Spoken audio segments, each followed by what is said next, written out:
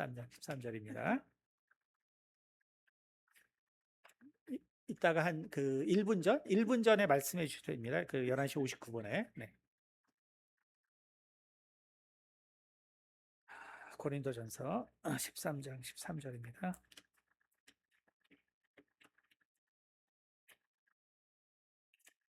고린도 전서 13장 13절. 네.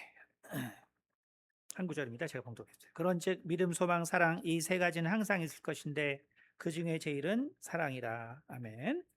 기도하겠습니다. 은혜가 많으신 아버지 감사합니다. 오늘 우리가 또한 소망에 관하여 7번째 시간을 우리가 갖습니다. 우리가 또 소망을 통하여 우리가 정말 우리 주님께 또 어떠한 삶을 또 살아야 하는가를 우리가 또한 고백하며 또 나눌 수 있는, 그러므로 올해를 참 이 소망에 대한 이러한 묵상과 또 지혜로서 또 지식으로서 마무리할 수 있는 은혜를 허락해 주시고 이 소망의 삶이 우리 가운데 충만한 또한 2026년이 될 수 있도록 이끌어 주시기 바랍니다. 감사드리며 살아계신 우리 주 예수 그리스도를 받들어 기도드렸습니다. 아멘. 네. 이 소망에 대하여 우리가 작년 말부터 시작해서 작년 한 해에 우리 교회도 표였고, 그리고 이 소망에 대해서 참 묵상하면서 참 그 참 뭐라 그럴까, 이 범접할 수 없는 믿음의 세계가 있구나, 이런 거를 사실은 되게 깊이 깨달은 한 해였던 것 같습니다. 사실 우리가 뭐 이렇게 오늘도 우리 정성환 성도님께서 이제 기타를 또 쳐주셨지만, 사실은 참 이게 제가 이렇게 그 예배를 이렇게 다니면서 아무래도 이제 이 찬양하시는 분들이 이렇게 계시잖아요. 그러면 참 인간이라는 거는 이제 어쩔 수 없이, 이것은 뭐 어떤 은혜와 뭐 전혀 관계없이, 그러니까 인간이라는 거는 결국 이제 세상에서 이제 봐온 것이 있기 때문에, 그래서 어떤 찬양을 보면은 참 저분들이 하나님께 정말 열심히 하니까 내가 정말 나의 마음, 영혼을 끌어다가 영끌을 하는 거죠. 영끌을 하면서 이제 정말 큰 은혜를 누리기 위해서 노력을 할 때가 있습니다. 이게 무슨 말이냐면 어떤 때 이제 찬양을 가보면 주로 이제 그 밴드 구성원들이 이제 50대부터 한 70대까지 되는 교회가 있어요. 가끔씩 가다 보면. 그러면 찬양을 하는데 진짜 느낌이 약간 그 카바레 온 듯한 느낌. 그 주법이나 뭐 하는 게, 와, 이게 그 교회인지, 그 뭔가 그 액센트를 넣고 하는 게 있는데, 이게 전혀 이제 교회 음악이 아닌 거죠. 그러니까 이제 한참 노시던 분들이 이제 나이가 들어서 변화돼서 이제 밴드를 구성하는 데가 있거든요. 그러면 와, 진짜 이제 정말 영끌을 해서 은혜를 받으려고 노력을 해야 됩니다. 안 그러면 도저히 이게 안 되는 곳이 있어요. 근데 이제 오늘날 여러분이 뭐 힐송이나 이런 처치들 보면 알겠지만, 오늘날 메가 처치들은 정말 그 청년들의 그 이 찬양을 통해서 메가 처치들이 이제 요즘 형성되고 있기 때문에 그거 보면은 진짜 그냥 앞에서 그냥 그 연주를 하는 것만으로 해도 그냥 가만히 그냥 갔는데 막 정말 은혜로 인해서 변화된, 그쵸? 그러니까 어떤 때는 막 영끌을 해다가 해도 안 되는데 이게 정말 그 실력이 출중한 사람들이 있으면 와, 그냥 아무 생각 없이 갔다가 막 은혜를 받고 막 이렇게 된단 말이에요. 그렇죠? 그러니까 우리가 이게 모든 게 이제 어떤 그 레벨이 있고 수준이 있는 거죠. 그렇죠? 레벨이 있고 수준이 있는 거죠. 우리가 결국 여러분 모두도 이제 그 되다 보면 그러면 그냥 세상에서 그냥 나랑 비슷한 사람들이 그냥 세상을 이끌어 가는 것 같은데, 막상 여러분들이 이제 나이가 들어서 전문가들이 되다 보면 나보다 뛰어난 사람들이 세상을 이끄는구나, 이걸 알게 됩니다. 그러니까 젊을 때는 그냥 다 비슷한 사람들이 그냥 재수 좋아서 하는 것 같은데 우리가 인제 전문가가 되고 실력이 쌓이고 하다 보면 '아 나보다 그래도 뛰어난 사람들이 세상을 이끌고 있구나.' 이제 이걸 우리가 깨닫게 되죠. 그러니까 사실은 인제 이것이 근데 제가 이 소망에 관하여를 묵상하면서 느낀 것도 그거예요. 아 이게 사실은 내가 여기서 지금 설교자로서 소망에 대해서 그 설교할 그 자질과 능력이 안 되는구나. 제가 이제 그거를 깨달은 한 해입니다. 그러니까 야 소망에 대해서 그냥 좀 아는 것 같았는데 정말 소망에 대해서 묵상하면 묵상할수록 할 말이 없다. 그 왜 할 말이 없냐면 어 도저히 이런 상황에서 내가 살아보지 않았기 때문에 이런 상황에서 살아보지 않았기 때문에 바울이 진짜 얘기하는 이 말을 제가 여러분에게 이제 표현을 할 수 없는 거예요. 여러분에게 표현할 수 없는 거예요.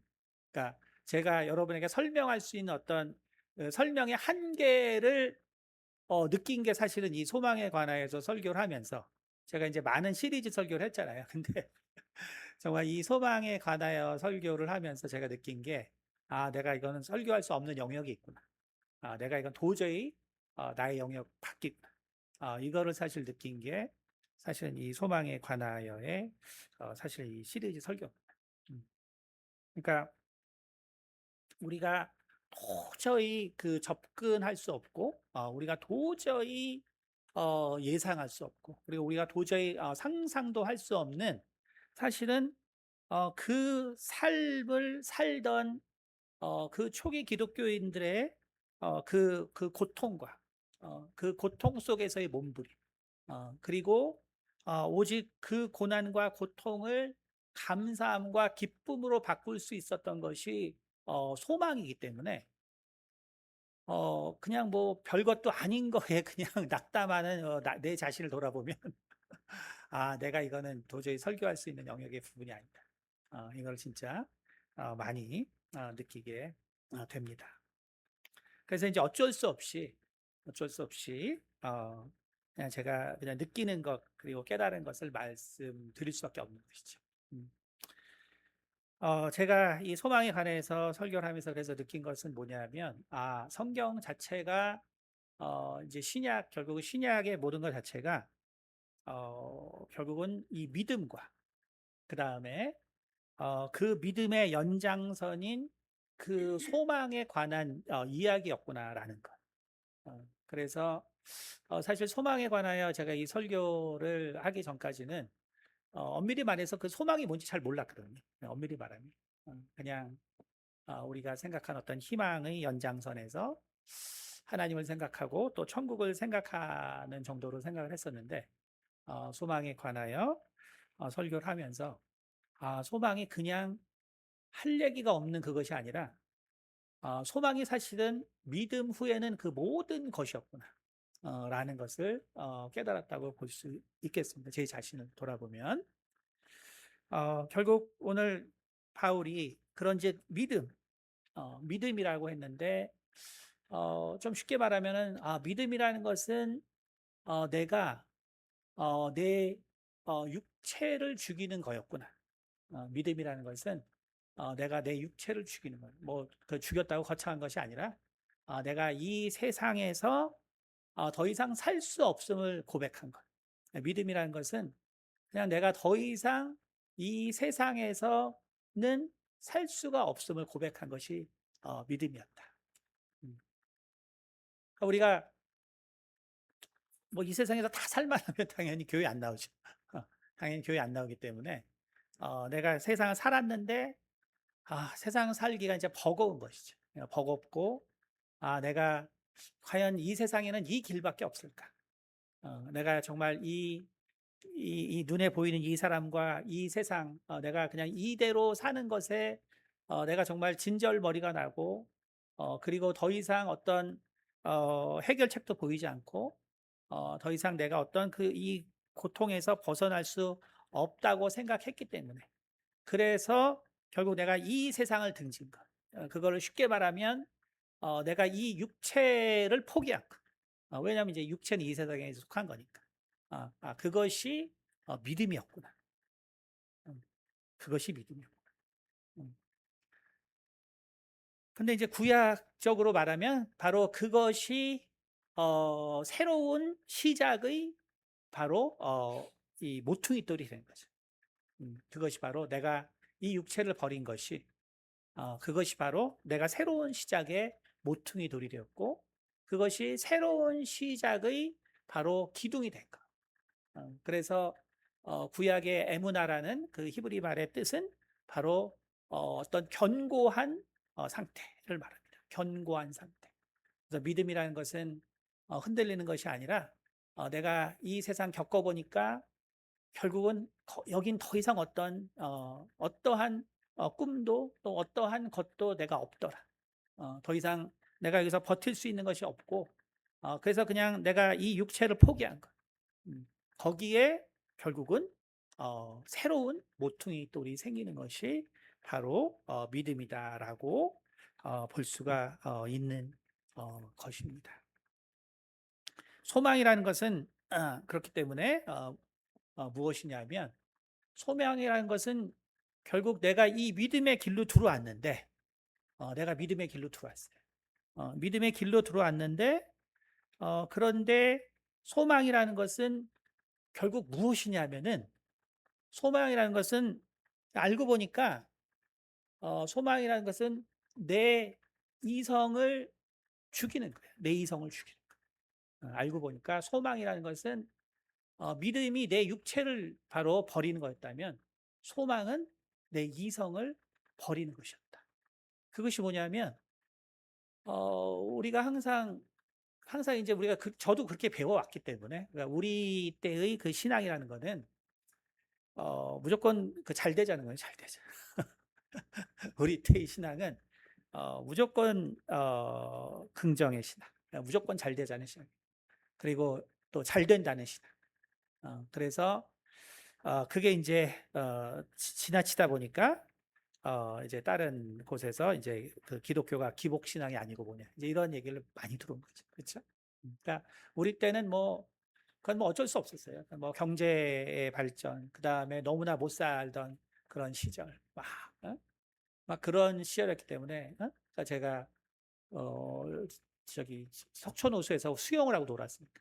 그러니까 뭐 그때 뭐 완전 벌판이죠, 벌판. 벌판.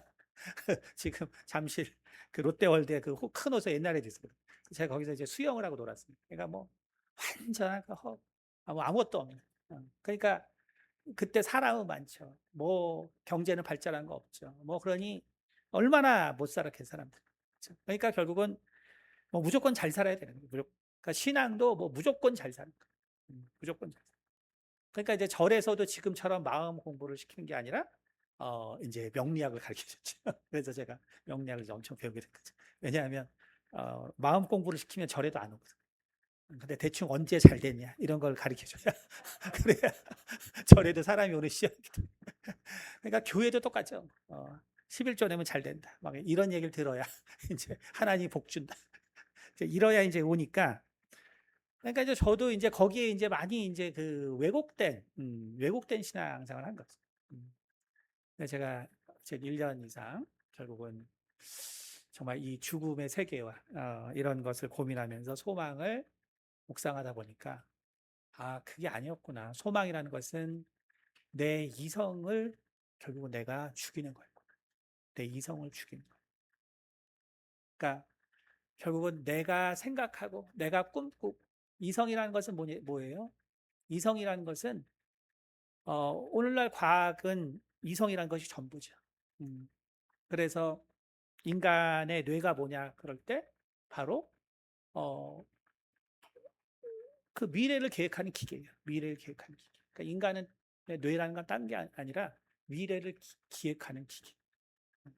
그러니까 결국 이성이라는 것은 뭐냐면 끊임없이 정말 나의 미래에 대해서 끊임없이 생각하는 것이죠. 나의 미래에 대해서 끊임없이 생각한다는 건 뭐냐면 내가 원하는 것을 끊임없이 생각하는 것이죠. 그러니까 결국은 우리가 신앙생활도 마찬가지인 거예요. 내가 주님 안에서 들어와서도 결국 내가 원하는 것을 끊임없이 생각하는 거예요. 저의 신앙도 뭐 딴 게 아니죠. 내가 원하는 거. 내가 원하는 것을 위해서 끊임없이 정말 생각하고 그것을 갖다가 끊임없이 이루려고 노력하고 그러다 보니까 내가 생각하는 것이 이루어지지 않을 때 그때 우리는 이제 하나님으로부터 버림받거나 혹은 상실감을 받거나 오늘 하나님께서 이제 나에게 더 이상 나에게 관심이 없으실까 이런 생각을 하는 것이 그러니까 참 우리 인간은 왜 그럴까? 인간이라는 것이 정말 왜 그렇게 생각할 수밖에 없을까? 그러니까 그것의 결론이 결국 그게 아니었구나. 소망이라는 것은 결국은 우리의 이성이 죽는 것이었구나. 우리의 이성이 죽는 것. 그러니까 내 결국 육체가 죽어서 내가 이 교회에 왔는데, 근데 내 이성은 죽지 않은 것이지. 내 이성은 죽지 않았기 때문에 내가 교회에 와서도 사실은 거의 세상에서 살던 대로 내가 교회에 오게 됐고, 그러다 보니까 교회라는 곳이 그냥 세상에서 또 잘 되기 위한 그냥 또 다른 어떤 그러한 그 힘과 또 다른 어떤 것을 내가 끌어들이게 된 것. 그것이 바로 신앙생활이었다. 근데 결국 바울이 어, 정말 이 바울의 서신서에서 끊임없이 말하고 있는 정말 이 고난이 무엇인가? 바울이 끊임없이 우리 가운데 말하고 있는 이 고난, 이 고통, 그리고 정말 그 영광의 소망 되신 예수 그리스도를 붙잡는 것이 무엇인가? 라는 것을 생각해 봤을 때, 아, 결국 이 세상에서 우리는 나의 모든 생각이 그냥 죽은 것이었고, 내가 결국 죽지 않았기 때문에 나에게 실망이 있었고, 나에게 정말 아쉬움이 있었고, 나에게 하나님에 대한 원망이 있었고, 나에게 하나님에 대한 불평이 있었고, 나의 이성이 죽지 않았기 때문에 결국 바울이 이 당시 이 초기 기독교인들은 누구냐 하면 우리가 쭉 들어온 것처럼 나라를 잃은 유대인들이에요. 나라를 잃어서 그래서 그, 그 메시아에 대한 그 갈망이 그리고 그 메시아에 대한 그 마음속의 그 기대와 그 마지막까지의 그 열정. 그러나 로마라는 이 거대한 나라는 도저히 그들이 극복할 수 없는 나라. 그래서 하나님께서 이사야와 그리고 예레미야와 에스겔을 통해서 5, 600년 동안 계속해서 내가 정말 너희들을 다시 회복시킬 것이다. 너희들에게 다시 내가 너희의 아버지가 되고 이방인들에게 내가 반드시 정말 이 나의 분노를 퍼부을 것이고 그래서 너희를 내가 반드시 존귀하게 되리라는 희망 고문을 600년간을 이제 희망 고문을 받은 건데 유대인들 그렇죠? 근데 기독교라는 것은 뭐냐면 그 희망 고문을 받은 사람들한테 야 이제 죽으면 돼. 죽으면 너희 꿈이 이루어져. 이거거든요. 600년간 희망 고문을 받은 유대인들한테 야 실상은 니네들이 거기서 죽어야 되는 거야. 그럼 새로운 세계가 열려. 이거거든요. 와 그러니 이 메시아를 기다려온 이 사람들한테 실상은 니네들이 죽어야 되는 거였어. 이거를 설득하는 일이란 말이에요. 실상. 실상은 그 이상 그 이하도 아니고 정말 그 잃어버린 그 나라, 그 다윗의 그 찬란했던 그리고 그 솔로몬의 그 성전을 다시 회복하고자 하는 그 하나님의 그 약속과 그 선지자들의 그 희망 고문을 통해서 버티고 버텨왔는데 그런데 기독교라는 것은 결국 무엇이냐면 거기서 니네들이 죽으면 그러면 바로 하나님이 약속한 그 나라를 볼 수 있어. 이게 기독교거든. 이게 기독교예요. 여러분, 그러니까 기독교는 딴 게 아닙니다. 기독교는 딴 게. 그러니까 여러분이 여기서 뭐 이 세상에서 뭐 어쩌고 저쩌고가 전혀 관계없는 게 기독교. 우리가 이 소망에 대해서 정말 정직하게 묵상하면 기독교라는 것은 이 세상에 무엇과도 관계없는 것이 기독교입니다. 어. 그런데 내가 계속 우리가 어때요? 이 경제 발전이라는 어떤 그 우리나라의 특수 상황 때문에 계속해서 실은 소망이라는 것은 이 세상과 전혀 관계없는 것인데 이 세상과 너무나 긴밀하게 관계된 걸로 배워오다 보니까 그러니까 나의 모든 게 뭐가 조금만이 안 되면 어, 네네. 자, 몇 초 나왔나요? 네. 우리 이제 10부터 카운트다운 해주세요. 그러면 우리 주변 분들과 새해 인사를 나누도록 하겠습니다. 네, 그 병원연의 새해입니다. 네, 병원연이라는 것은 세상이 아주 그 모든 사람들의 재능이 아주 그 불같이 일어난다는 의미를 갖고 있습니다. 네, 경쟁이 많겠죠. 네, 우리 모두가 이제 열심히 살아야 될 때라는 의미가 있습니다. 네, 이제 어,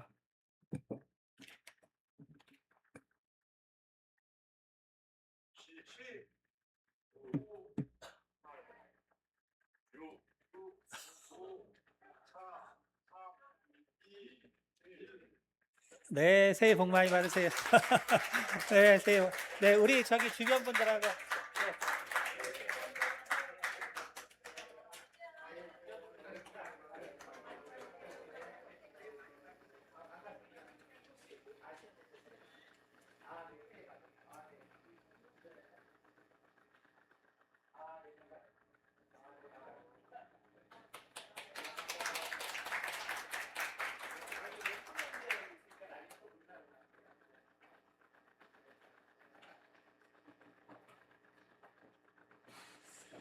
네, 새해 복 많이 받으시기 바랍니다. 네. 자, 그래서 우리가 결국 소망이라는 것은 나의 이성이 결국 죽는 것이었다. 나의 이성이 죽는 것이었다. 어, 결국은 내 어떠한 생각이라는 것들이 내가 존재하는 한 결국은 나는 하나님께 실망할 수밖에 없고 나는 하나님을 원망할 수밖에 없고 나는 하나님께 불평할 수밖에 없는 그 모든 이유는 내 이성이 죽지 않았기 때문이었구나. 성경은 그렇기 때문에 우리가 예레미야 예가에서 본 것처럼 바로 하나님께서 소망을 주시고 그리고 능력도 주신다라고 앞에 설교에 나와 있습니다. 그러니까 결국은 내가 하나님으로부터 받은 소망이 아니기 때문에 그렇기 때문에 하나님께서 주시는 그 능력을 내가 받을 수가 없구나.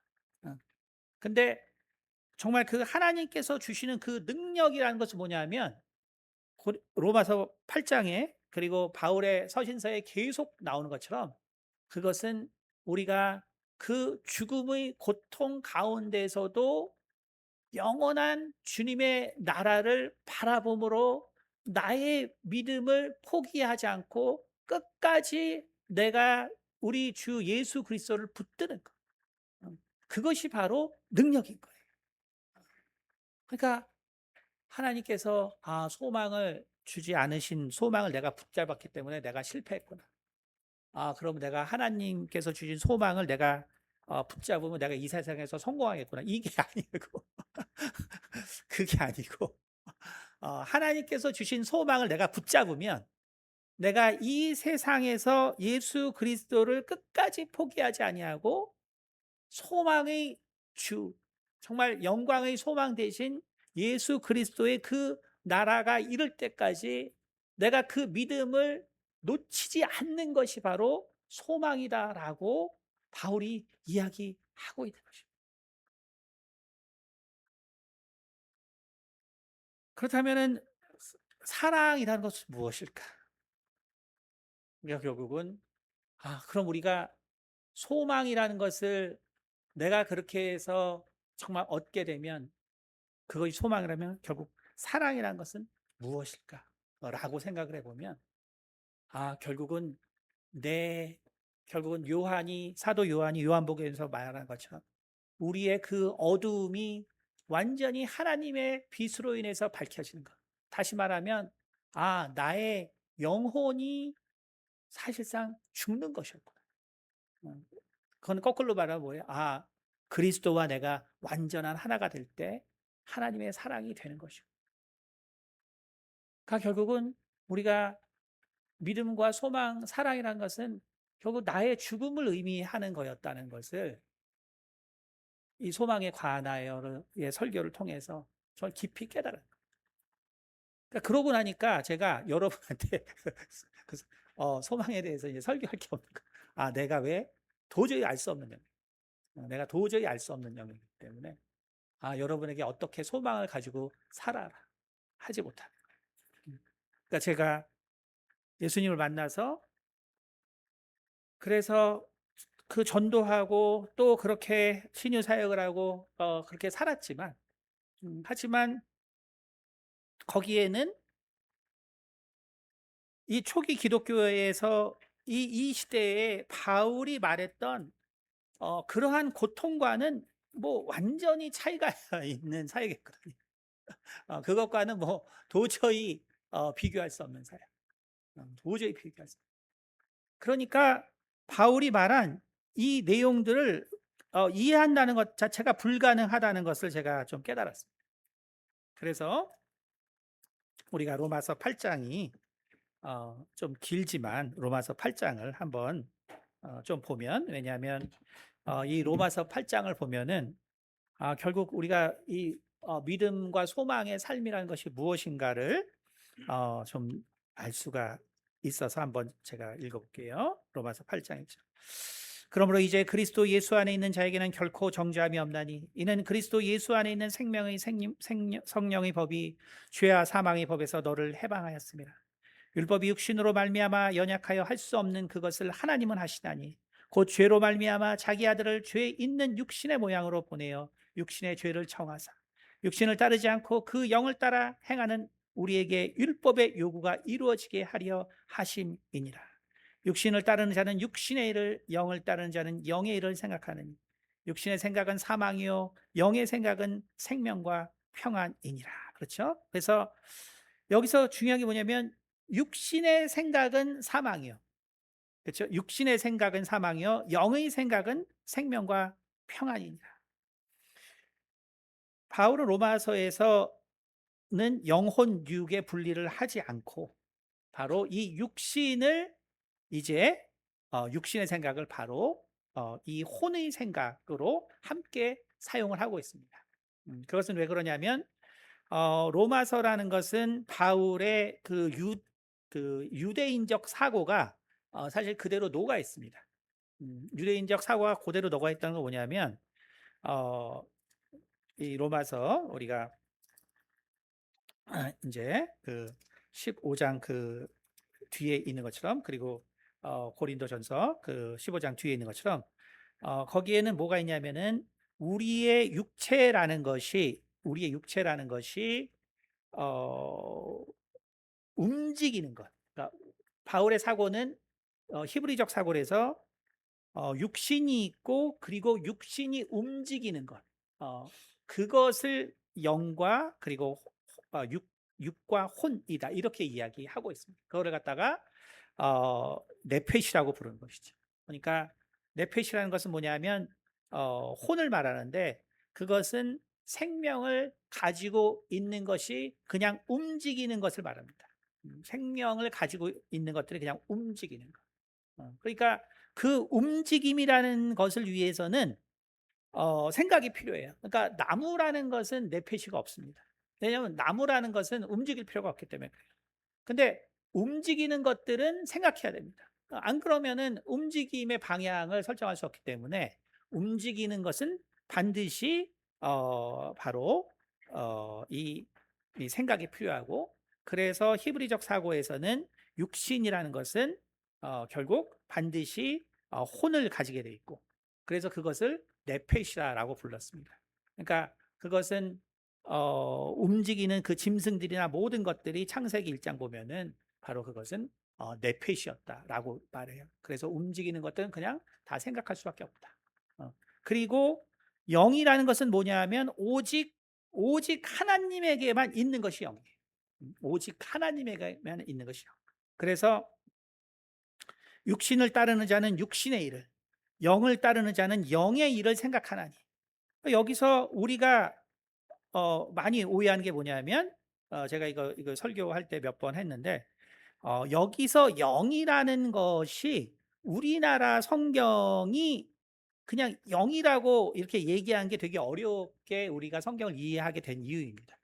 어, 원래 유대적 개념에서 영은 오직 하나님께 속했기 때문에, 그래서 영어 성경에도 로마서 8장의 영은 대문자 혹은 홀리 스피릿이라고 써놨어요. 그래서 성령을 말하는 것입니다.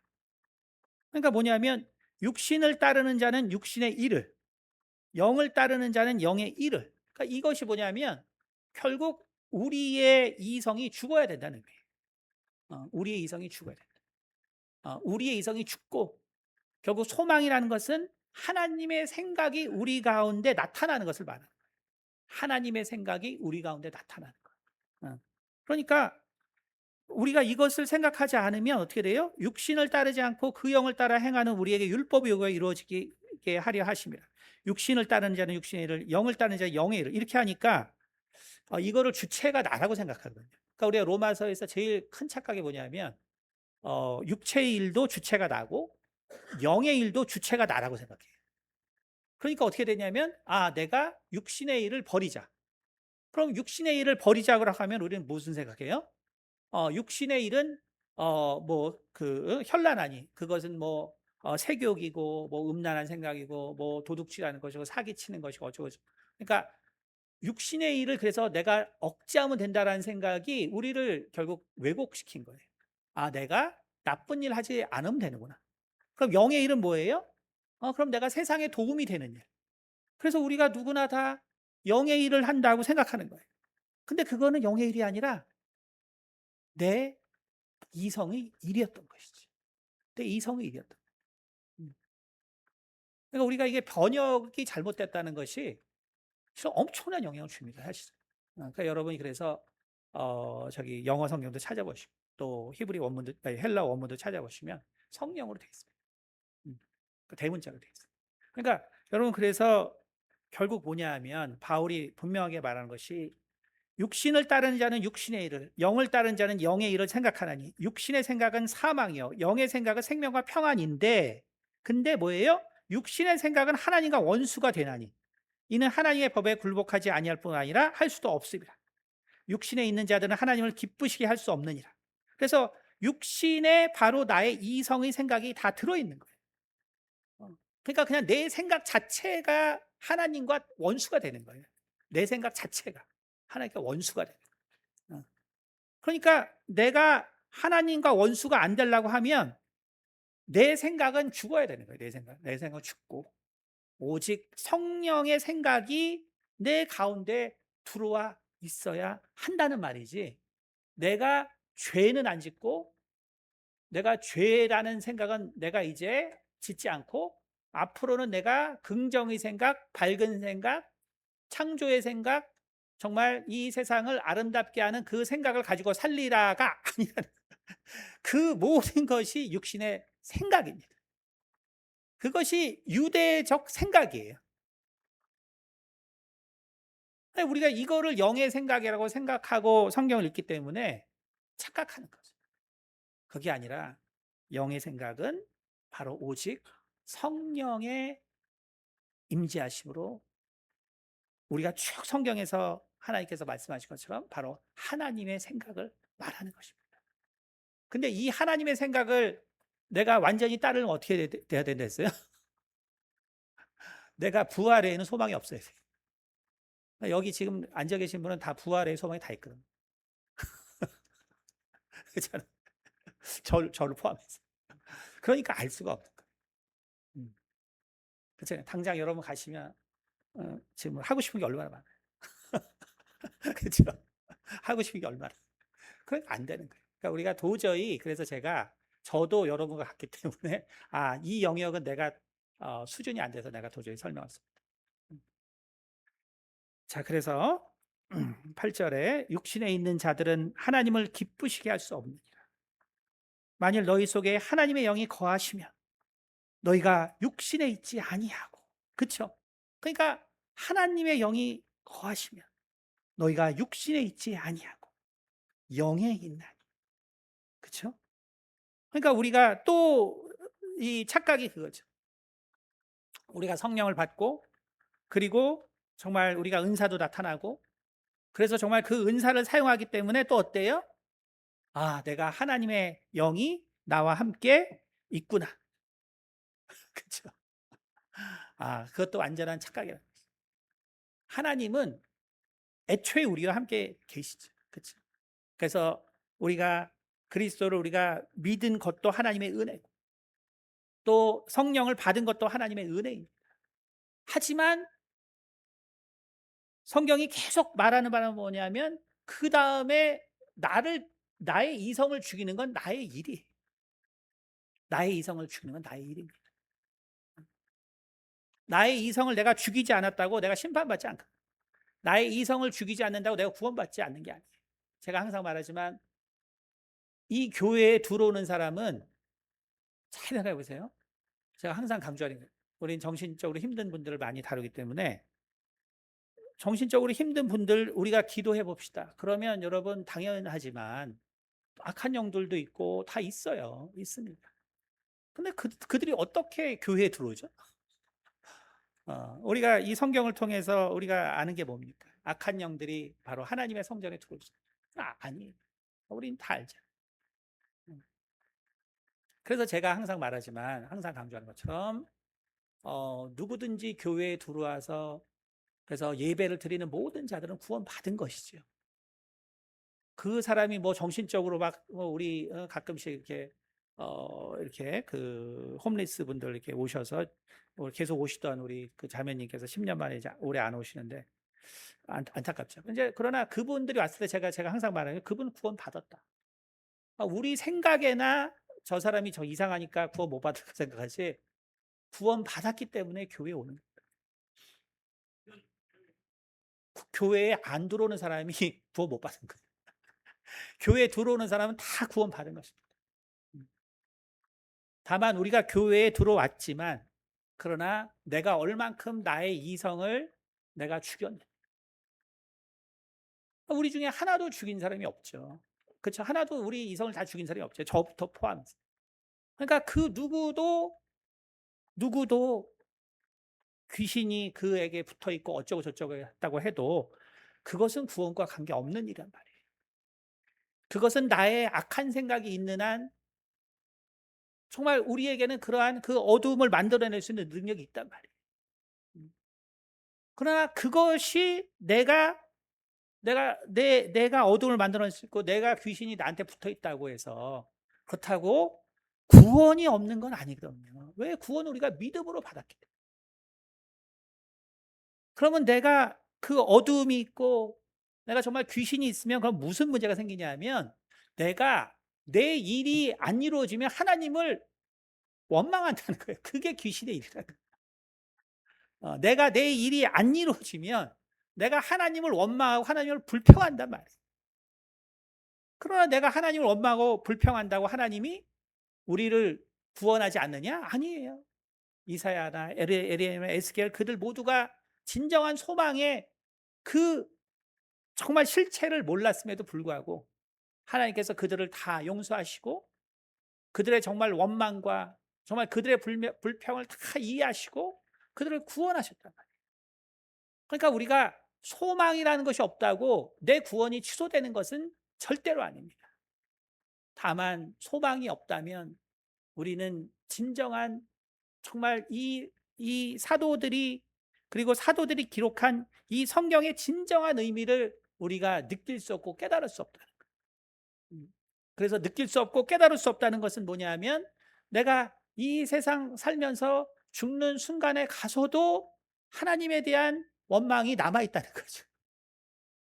하나님에 대한 불평이 남아있다는 거죠. 하나님이 나한테 왜 이러셨지? 라는 의문이 남아있다는 것이죠. 그러나 그것이 바로 우리의 구원을 취소한다는 의미는 아닌 것이죠. 그래서 9절에 만일 너희 속에 하나님의 영이 거하시면 너희가 육신에 있지 아니하고 영에 있나니 누구든지 그리스도의 영이 없으면 그리스도의 사람이 아니라. 그렇죠? 그러니까 하나님의 영이 거하시면 너희가 육신에 있지 아니하고 영에 있나니. 자, 여기 무슨 말인지 알겠어요. 그렇죠? 근데 뭐냐면 누구든지 그리스도의 영이 없으면 그리스도의 사람이 아니라. 그러니까 이 소망에 관해서라는 정말 이거를 하고 나서 이 말이 그나마 조금 제가 정말 이해가 됩니다. 사실은 이게 그리스도의 영이라는 말 때문에 사실은 뭐 이거 신학하시는 분은 알겠지만 아주 골치 아픈 말입니다. 그럼 그리스도의 영이 따로 있고 성령이 따로 있고 하나님의 영이 따로 있고 뭐 이게 그럼 그리스도의 육체도 따로 있고 그럼 어디 성령의 본체도 따로 있냐 뭐 별의별 이상한 신학들 네, 그런 의미가 아닌 거죠. 보니까 결국 그리스도의 영이 없으면 그리스도의 사람이 아니라. 그것은 너희가 철저히 예수 그리스도를 사랑하는 말이에요. 철저히 예수 그리스도를 사랑. 왜냐하면 예수 그리스도 외에는 너희에게 소망이 없기 때문이다. 오직 예수 그리스도만이 너희의 소망 되신다는 의미예요. 오직 예수 그리스도만이 너희의 소망 되신다.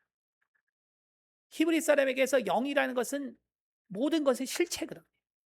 모든 것의 실체입니다. 그러니까 우리는 예수님이 우리에게 언제 그리스도의 영을 받을 거라고 약속한 적이 없어요. 성경 어느 구절을 통해서도 예수님께서 우리에게 나의 영을 받으라고 한 적이 없어요. 예수님 뭐라 그랬냐면 성령을 받으라 그랬어요. 성령을 받으라. 그래서 우리는 이 하나님의 영, 곧 성령을 받는 거예요.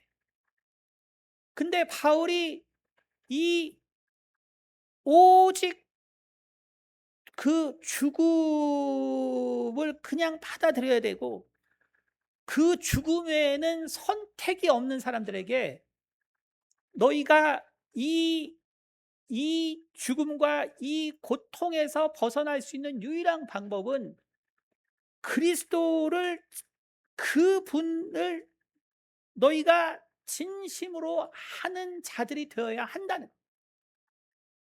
그것이 그리스도의 영이 있으라는 소리예요. 그리스도의 본질이 있으라는 소리이지 이게 그리스도가 따로 있고 그리스도의 영이 따로 있고라는 의미가 아닙니다.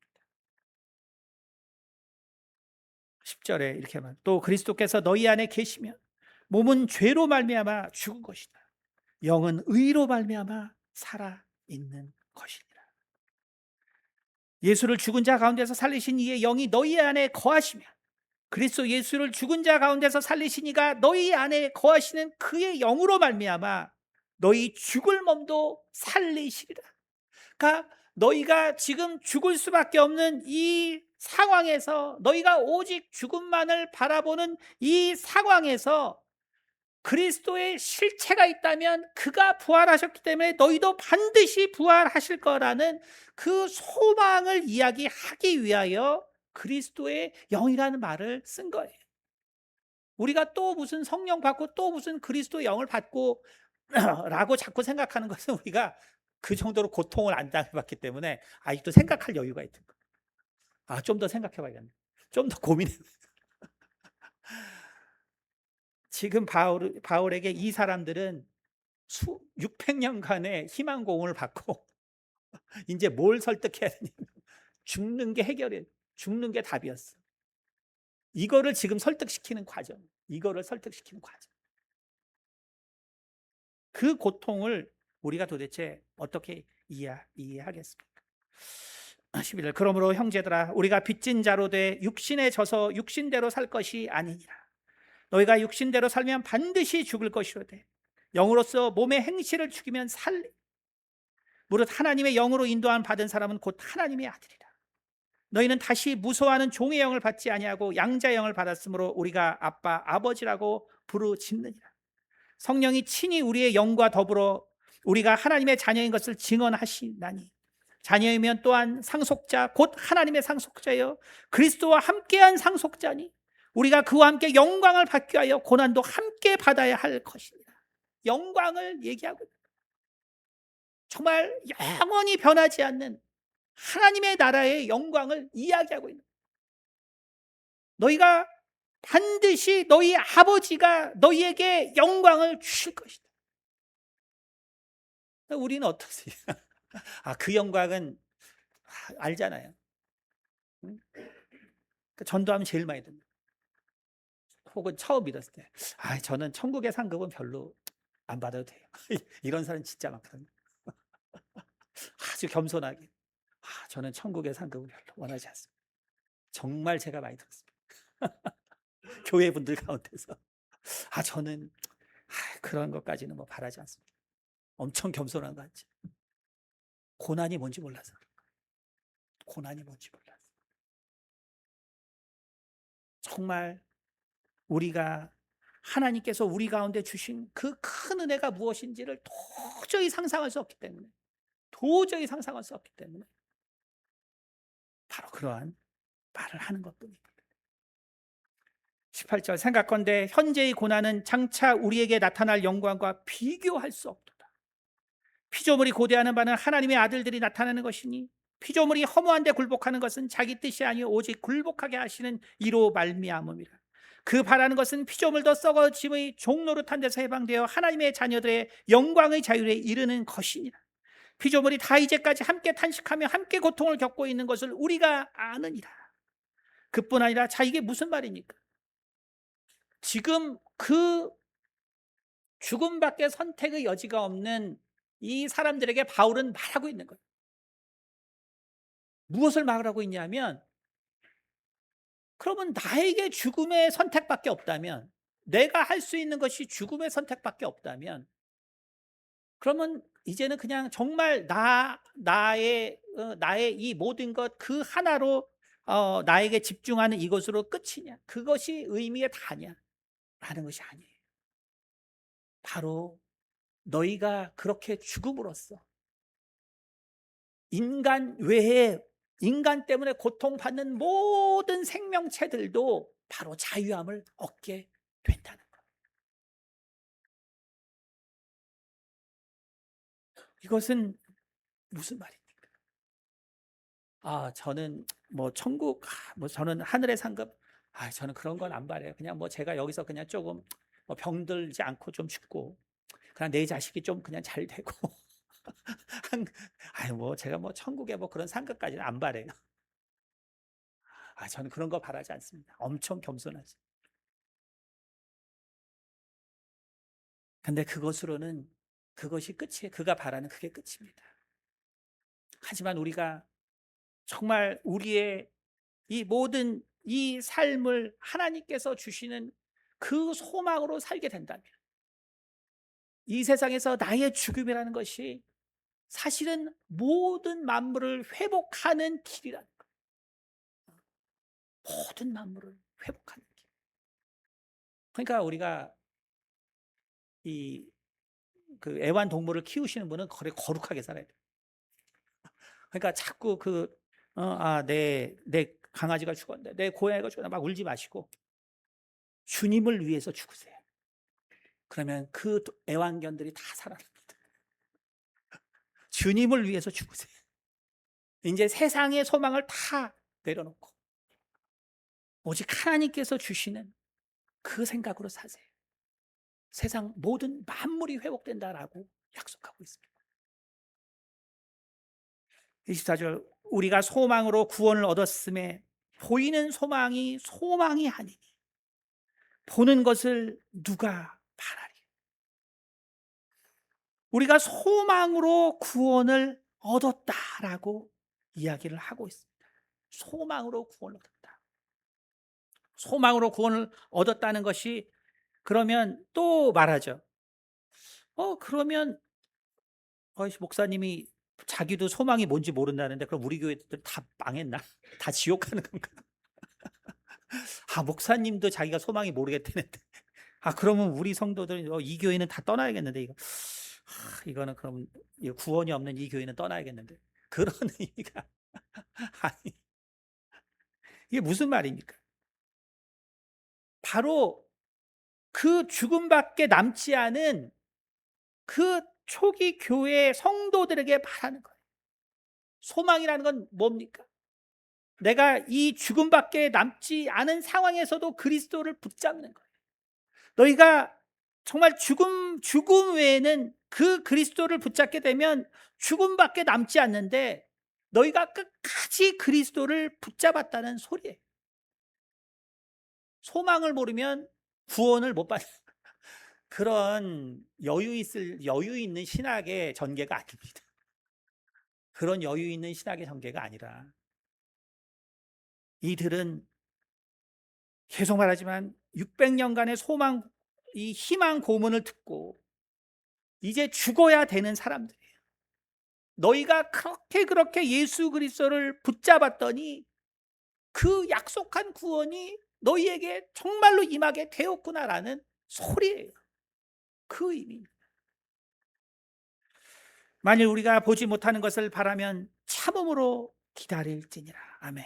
여러분, 그러므로 우린 인내해야 합니다.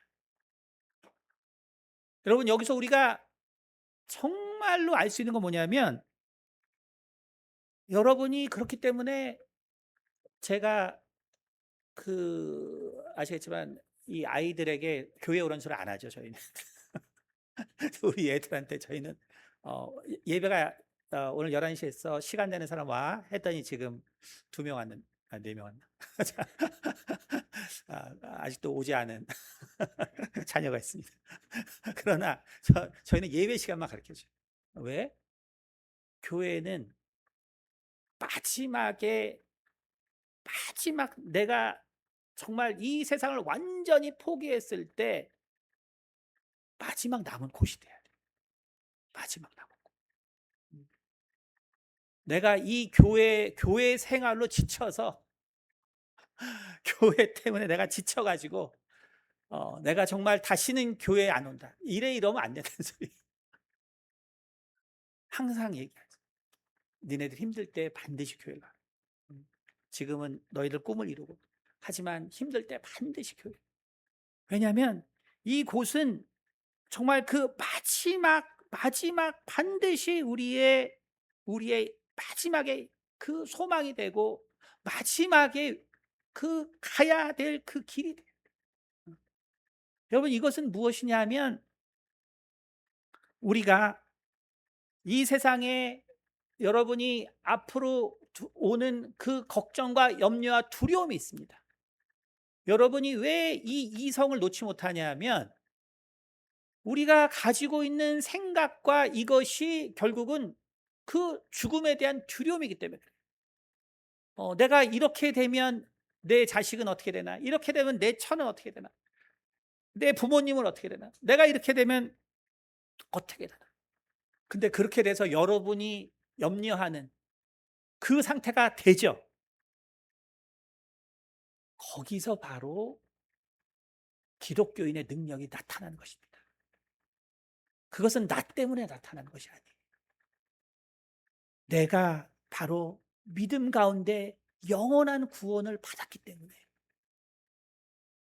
바로 나의 이 모든 포기와 그 절망으로 나의 인생이 끝나면 그러면 하나님이 태초에 약속하신 그 믿음의 구원이 안 이루어지기 때문에 내가 내 인생 최악의 그 순간에 도달했을 때 그때 우리는 반드시 하나님의 능력을 경험하게 돼 있는 거예요. 반드시 돼 있어요. 근데 그것에 대해서 여러분이 신뢰가 안 되기 때문에 여러분이 모든 걸 해결하려고 하는 거예요. 하지만 여러분 완전히 망했다고 할 때 망하지 않습니다. 그것이 오늘 성경이 말하는 바예요. 그렇기 때문에 만일 우리가 보지 못하는 것을 바라면 참음으로 기다리라라고 말하고 있는 것입니다. 여러분, 우리에게는 기다림만 있는 거예요. 망하는 것은 없습니다. 여러분이 어떤 순간에 와도 기다리는 건 있어도 망하는 것은 없습니다. 그것이 오늘 성경에서 우리에게 말해주고 있는 거예요. 20절, 이와 같이 성령도 우리의 연약함을 도우시나니 우리는 마땅히 기도할 바를 알지 못하나 오직 성령이 말할 수 없는 탄식으로 우리를 위하여 친히 간구하시느니라. 마음을 살피시는 이가 성령의 생각을 아시다니 이는 성령이 하나님의 뜻으로 성도를 위하여 간구하심이니라. 우리가 알거니와 하나님을 사랑하는 자 곧 그의 뜻대로 부르심을 입은 자들에게는 모든 것이 합하여 선을 이루느니라. 하나님이 미리 아신 자들을 또한 그 아들의 형상을 본받게 하기 위하여 미리 정하셨으니 이는 그로 많은 형제 중에 맏아들이 되게 하려 하심이니라. 또 미리 정하신 그들을 또한 부르시고 부르신 그들을 또한 의롭다 하시고 의롭다 하신 그들 또한 영화롭게 하셨느니라. 여러분, 이것이 소망입니다. 그래서 제가 말씀드릴 수 있는 것은 여기까지가 다예요. 제가 여러분에게 확실하게 말씀드릴 수 있는, 여러분의 인생에 여러분은 지금 염려 걱정이 있기 때문에 바로 바울이 말한 소망을 갖지 못하는 것입니다. 하지만 그렇다고 구원 못 받는 게 아니에요. 우리는 구원은 다 받은 것입니다. 그리고 또 하나 우리가 깨달아야 되는 게 뭐냐면, 내가 지금 염려와 걱정을 하고 있는데 그 염려와 걱정이 정말로 성취되는 어느 날이 있을 수 있어요. 그런 날이 없기를 우린 바라죠. 그러나 있어도 됩니다. 왜냐하면 그럴 때 지금 이해 안 되던 이 성경을 이해할 수 있거든요. 저도 사실 그런 상황에 오기까지 사모하진 않아요. 인간적으로 내가 이거를 이해하기 위해서 내가 죽음만을 바라는 어떤 상황까지 하나님 저를 이끌어 저도 기도 못합니다. 저도 기도 못하는데 제가 여러분한테 무슨 말 하겠어요. 저도 기도 못해요. 하지만 제가 알고 깨달은 것은 뭐냐면, 그 상태가 됐더라도 거기에는 새로운 시작이 있다. 진정 소망이 무엇인가를 알 수 있는 바로 그 새로운 시작이 기다리고 있다. 그것이 제가 이 소망에 관하여 설교의 마지막 말입니다. 기도하겠습니다. 은혜가 많으신 아버지, 감사합니다. 참 우리가 사도들의 이 성경을 바라보면서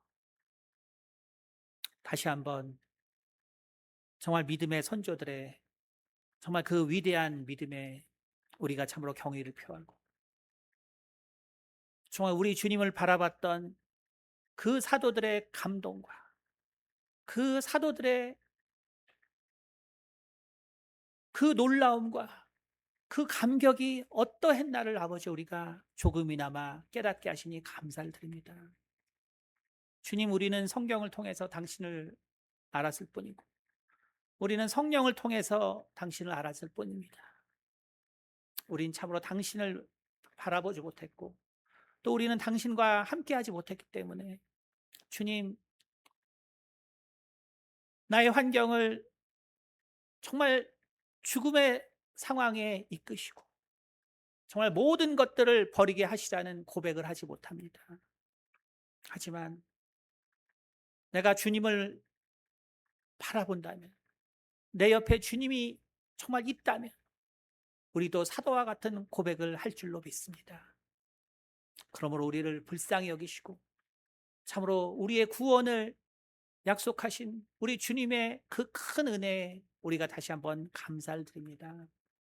주님, 올 한 해도 우리 주님의 그 사랑이 우리 성도들 삶 가운데 충만하게 넘치게 도와주셔서 혹 우리가 원하는 것들이 이루어지지 않을지라도 그것이 주님을 더 깊이 아는 새로운 시작의 길이라는 것을 깨닫게 도와주셔서 우리 주님으로 말미암아 우리의 인생 가운데 어떠한 두려움도 없는 주님 안에 희락과 기쁨이 충만한 우리 성도들의 한 해가 될 수 있도록 도와주시옵소서. 감사드리며 살아계신 우리 주 예수 그리스도를 받들어 기도드렸습니다. 아멘.